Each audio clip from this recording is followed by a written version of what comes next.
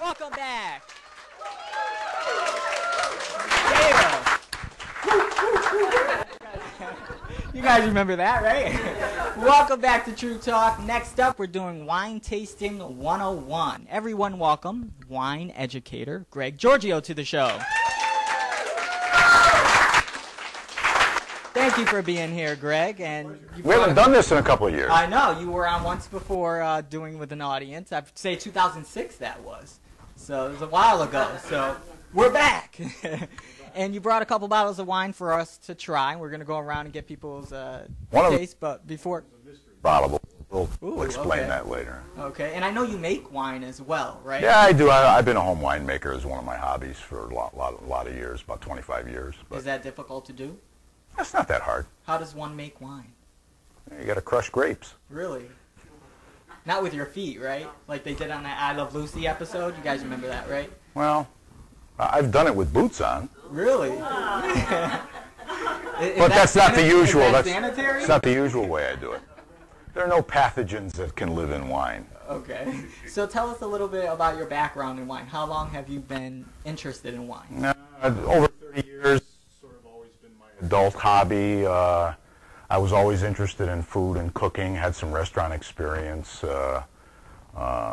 Just I was interested in a lifestyle issue. I think I was a young Type A personality who wanted to learn how to relax more, and I always enjoyed cooking. So I figured the cooking without the wine part was sort of one hand clapping, and I was always interested in wine because my family. Partook of decent wines at the family dinner table when I was growing up for family holidays and birthdays and things like that. And my grandparents were home winemakers, Italian-American families. And so it's in your genes. I think there's a lot to say about to be said for that. To be brought up in that atmosphere was a big advantage. Did you have an aha moment where you knew that this was something that you wanted to teach? Because you are a teacher as well. I don't know. I don't know that I had an aha moment as a teacher, but I certainly had some as a learner that certainly put me on the path to become somebody who taught. Because there were some revelatory moments in studying wine and tasting wine that sort of opened my eyes to other things. Okay, and you're going to teach us the for lack of better words, because proper way of drinking wine, or the more comfortable way for us to do this. Right? Yeah, there's sort of a mechanical way that your body does this. Your tongue and your mouth and your olfactory senses. Your nose. Your tasting sensibilities and your tasting ability is about 80% in your nose. And so if we learn how to taste the wine, drawing air over it in our mouth and breathing out through our nose, which we'll show you right here quickly. Okay, so you're going to give us a demonstration on it. You get more sensory out of the wine that way. You pick up more flavor sensations. And then what I try to teach my classes is tactile stuff too. The way the wine feels in your mouth. Not just the way purely it tastes, but the way it feels.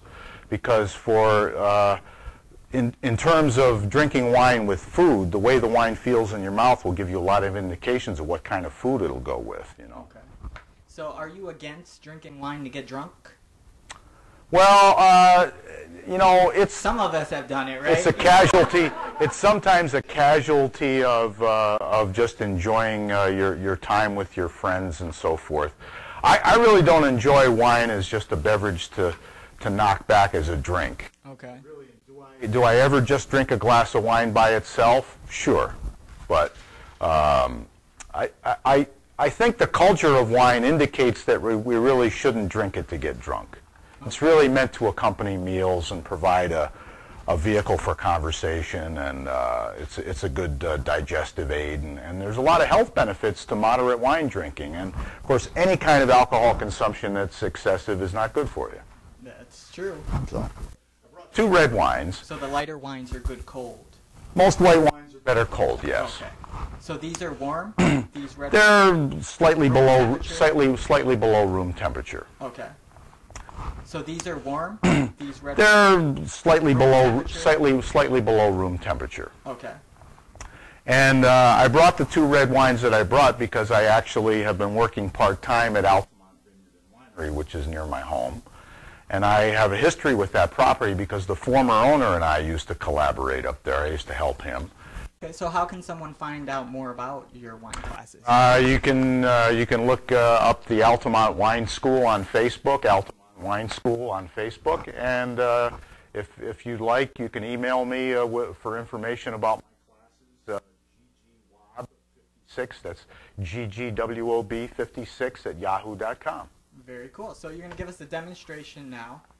I'm just going to give a quick demonstration about the mechanics, and give me 1 minute to just talk about a couple of basic things. You know, okay. I think one thing that we should understand is we only really have the ability to sense or taste 4 different tastes in our mouth, and those different tastes occur more specifically on different parts of the tongue. So this is why when we taste wine, we're going to do something that I described before as drawing air over it to try to accentuate how the wine actually will be perceived by the tongue. And so, you know, you basically can only taste sour, bitter, salt, and sweet. And they all have, you know, different places that they occur on your tongue. For instance, most people, if they think about it, probably realize that sweet happens up front on the tip of your tongue. Yeah, I have noticed that. Sour to the sides, bitter more in the center and toward the back. And this is why when you taste certain kinds of wines, you get that astringency from a red wine where it sort of dries your mouth out and the sides of your teeth sort of stick to your gums and so forth. I mean, there's there are biological reasons for that happening in your mouth, and your tongue has the reaction to all of that at the same time. So basically, you have to know where to shift the wine in your mouth. Well, I'm going to show you how to do that. You don't necessarily have to shift it. All you have to do is just sort of gurgle it around. Okay. Like mouthwash. Yeah, exactly. So, tasting wine like a pro simply means drawing air over it in such a way as that you accentuate the aromas and flavors that are in the wine, so that your tongue and your nose can pick it all up. And the way we do it basically is to take the wine and swirl it around a little bit. Just give it a real quick swirl. If you're afraid you're going to spill it, you can always do it on a tabletop. It doesn't matter if you go clockwise or counterclockwise. Should you only fill it up to... Well, if you're going to do what I'm doing, that's probably a good idea, especially if you're as clumsy as I am. So a couple of quick swirls and a couple of quick sniffs, just to get an initial impression. A lot of people have a tendency to want to draw a big, long breath. Big mistake in terms of wanting to try to get as much as you can out of the smell of the wine, because your nose really tires very quickly in terms of how it picks up scents. And so just a couple of quick sniffs, and you can do it repeatedly, because you may find that the wine offers different things if you do it a number of times over several minutes. So does that serve as a warning to us before we're tasting it? In a way it does, because there's certain signals. If a wine smells a little vinegary, obviously most people know what that smells like. There's a sharpness there. If a wine smells like it's burnt cardboard or something, that means it was probably not stored well. There's a lot of different indicators, but those come with experience too. A novice wine drinker may not know the difference between all of those different flawed things. But we're going to taste 2 wines here that are well made from the Altamont Vineyard and Winery, and so this one's called Providenza, and it's one that I like a lot with a lot of different kinds of food. And so simply, we've done our swirling, we've done our couple of quick sniffs, we get an impression, and then when you bring the wine into your mouth, I'll show you what you do. Here's how you draw the air over it and sort of gargle it. And then when I gargle it and then swallow, I'm going to breathe out my nose immediately. So here it is on video. Here's the video of it, right? Okay.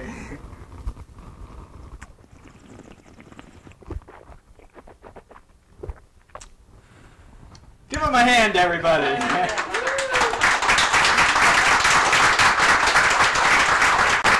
Who knew?